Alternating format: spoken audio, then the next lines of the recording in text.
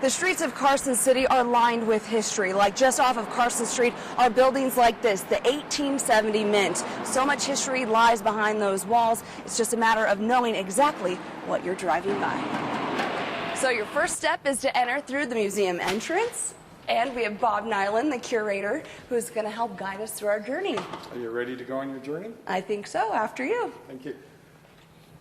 And here we've made it. This is the heart of the Mint building. The Mint itself, all 6 tons of it, right here in the middle of the room for spectators, for visitors to see firsthand. Bob, this is an incredible piece of history, and we're talking 6 tons when I say a piece. Definitely, and when we consider it was built back in the 1860s, and we still operate it today, I contend it's the most historic coin press in the United States. It relates not only to the U.S. Mint's history, but to our great history as a great mining state and the coins that were produced from it. And this was one of 3, and they did start the press in 1870. It wasn't for 5 years that they got another one. Right. What is the significance of having the coins in this room as well? Well, just the fact that so many people, when they come to visit and they realize that if they're a collector, that they can look at their coin, at least those first 5 years we're sure of, they can look at this press and go, that press made my coin. And so it has such great association with our coin display and the fact that not only did it serve here at this mint, but it served in the other mints of the United States in San Francisco, Philadelphia, and Denver. So it's got a national character as well as a great Nevada character. And this is historic press number 1, and we just really love this press. The man that operates it, his wife kids him about going to see his mistress on the weekend because he just gets a lot of joy out of operating a unique piece of American history.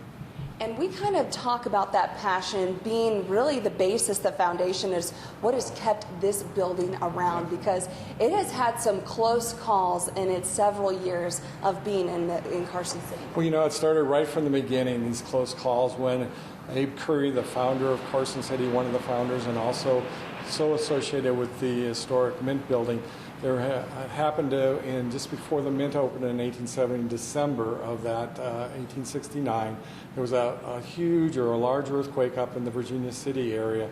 And he ran down here thinking that late in the afternoon was the building, did it withstand this earthquake? And sure enough, it did. It was solid as a rock, and it was an omen.